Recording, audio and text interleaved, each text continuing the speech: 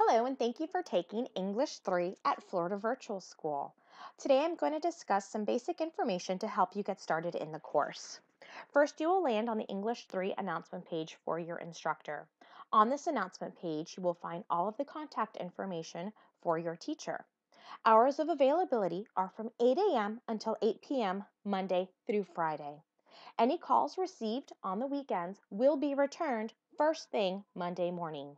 It may be a good idea to text your teacher over the weekend to see if they're available, or make sure to set up some time on Friday to talk with your teacher just in case you need help over the weekend. You will also find that you do not need to make an appointment with your teacher. If you need help Monday through Friday, feel free to pick up that phone and give your teacher a call. You can also text your teacher at the provided phone number. You also have an email address that you can email your teacher should you have any questions and prefer to send them an email. We also have a technical support help desk that can help you 24 hours a day, 7 days a week. Remember, our course is open 24 hours a day, 7 days a week. So our help desk is able to help you even if you're working at 3 o'clock in the morning. We also have an instructional manager, which is our principal. And if you have any concerns, you can go ahead and contact Mr. Henry at the contact information provided. Also, on our announcement page, we have some help sites. These sites here can discuss any frequently asked questions that you might have about English 3, or just kind of guide you in ways in problem solving should you run across them as you're working through the course. We also have some pace charts to help you plan your weeks to finish the course in an appropriate amount of time. Our English 3 live lessons are also available Mondays through Thursdays, and every so often we'll have a few sessions provided on Sunday. These live lessons are helpful in two ways. The first is to help you earn your collaboration credit. Your collaboration credit is a required part of the course, and I'll talk about that in just a little bit. Secondly, it's also a great way to have additional help from your instructors, your whole entire English 3 team. If you need help with, for example, Module 7, you'll look at our live lesson calendar and see what days and time Module 7 are being offered. When you see a day and time that works with your schedule, you'll go ahead and click the top banner that says click here to enter, and it will take you to a Blackboard Illuminate sign-in website. Once you reach that site, you'll go ahead and type in your first name and your teacher's last name so we know which teacher you're coming from. And then you'll attend a live lesson that will include using your microphone, the chat box, and interacting on what we call a whiteboard with your fellow classmates. By doing this, you'll earn that collaboration credit that is required to obtain your segment exam password. And again, it's also great just to go in and get some additional help. Feel free to ask your teacher any additional questions about these live lessons that you may have. The calendar is updated every month to reflect our schedules. We do have some important expectations for our live lessons. First of all, make sure that you are on time. Our teachers are there waiting and will promptly begin at the scheduled start time. If you live in the Panhandle, make sure you plan accordingly, for all of our sessions are scheduled in Eastern Time. If you have any technical issues, you'll want to have those resolved before the start time. So make sure you sign in just a bit early to make sure that you're able to get in to the session. If you do need help, feel free to contact that help desk. You must also have access to speakers and audio on your computer so that you can hear the teacher's instruction and also actively participate in the session. That active participation is key in order to earn your collaboration credit. Now you may be wondering, where do I see my assignments? Where's the content? Well, that's what I'm going to get into now. If you go to the top part of the announcement page, you'll see on the left it says My FLVS, the symbol for a home, and 3 lines. Those 3 lines, those are the main menu. That's where you want to go to find everything you need to find your assignments, submit work, your grade book. This is really the meat of the announcement page that's going to help you be successful in English 3. So when we click on that, we see that the menu appears. There are a few places that you will want to visit each and every time that you sign into your English 3 course. The first is your email. Your teacher will be providing you feedback in your email, so make sure that you check it frequently to see how you can improve on your work or see those great messages of support and cheering you on for those great assignments that you submit. So you'll want to check your email every time you log in.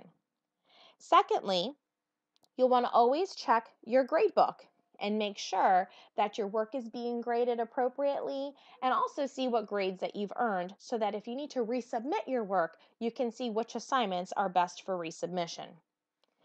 Then we have our lessons and assessments. This is where you're going to spend most of your time when you're in the English 3 course.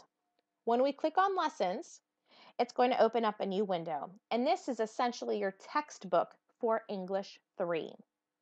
English 3 is broken up into 2 segments. Segment 1 includes modules 1, 2, and 3. Segment 2 includes 5, 6, and 7. If you are in our honors course, you will have the additional module 4 and module 8 to complete. Please make sure that you're working in order. These modules do build skills from one to the next, so it's important that you don't jump around, that you do work in order.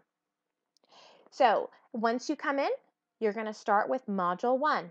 Go ahead and click on that picture, and it's going to give you an overview of all of the lessons that you need to complete in order to finish Module 1. You'll start with the pretest, and you'll just work your way through and follow the directions for each lesson. You'll see that there are some navigational tools at the top of your screen. Home will always take you back to the very first home page of the lessons, where you'll have all 8 modules to look at.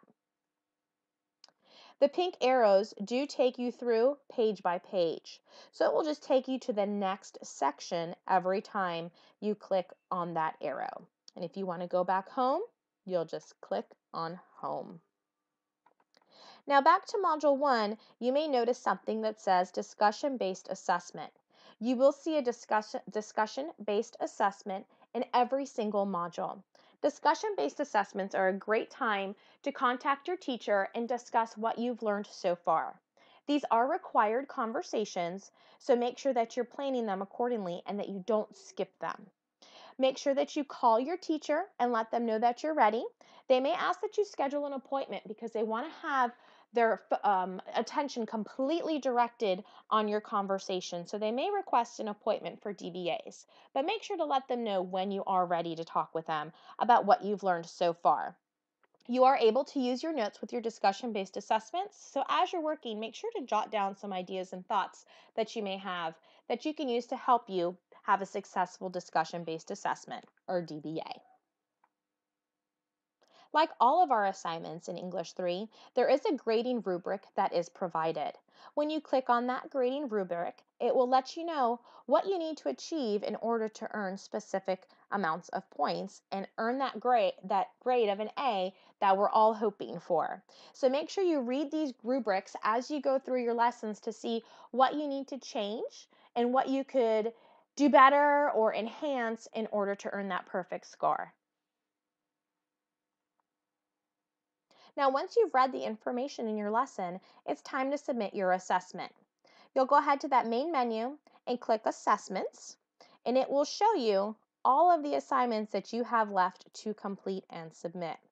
Please note that Module 4 and Module 8 are the honors assignments. If you're not enrolled in honors, you don't need to worry about those. They even have their own exam. So make sure that you're paying attention, that you're not completing anything that has the red honors box next to it. In order to submit an assignment, you'll go ahead and click on the assignment. So I'll go ahead and click on the Module 1 pretest, and it's going to let me know that I can go ahead and enter the exam to take it. I can only access this exam once. So if for some reason I click out of it, my internet connection is lost, I'm going to need to contact my instructor to go ahead and reset that for me. So that's where you'll take your quizzes. Same thing with submitting an actual assignment. Once you complete your lesson and you're ready to submit your assignment, you'll click on 1.02. That'll be the first assignment for Module 1. And you'll go ahead and upload your file for your teacher. So make sure that you complete your assignment in a document form, that you save it as an RTF file, that is our preferred file format, and that you go ahead and upload that file to your teacher. You can also include your assignment in the student comments. If you want to go ahead and copy and paste your work from that document into the student comment section, that's also acceptable. You'll notice that we do grade on a rubric. So you'll see all the points that you're able to obtain with your assignment. Make sure you check through your assignment and you're happy with it, you're pleased with it, and you're ready for it to be graded before you submit it. Once you upload your assignment, this is the most important part. Submit for grading. If you click submit for grading, it's going to send it directly to your teacher, who will then have it graded for you within 48 hours. If you do not click submit for grading, it's going to go ahead and save that assignment for later, and it will not make it to your teacher. So please make sure each time you submit that you click submit for grading so that your teacher can see your amazing work. Once you have submitted your assignment and your teacher has graded it, you can always go to the gradebook and take a look at your assignments and see your scores. This will let you know everything that you have submitted and all the points that you have earned so far for the course. If you have a question about an assignment and the grade that you've earned, feel free to contact your teacher. And don't forget to check your email, because they will send you feedback and a more detailed explanation on the grade that you've earned for the assignment. So make sure you're in contact with your teacher and that you are checking that email as you go through the course. Now, talking about communication, don't forget, you do need to speak with your instructor at least once every 3 weeks for something we call a monthly call. That is required, and you do need to make sure that you have a parent with you for that monthly call so that the teacher can let them know what an amazing job you are doing in English 3. So again, welcome to English 3. We look forward to working with you in our course and can't wait to speak with you on the phone. Thanks and have a wonderful day.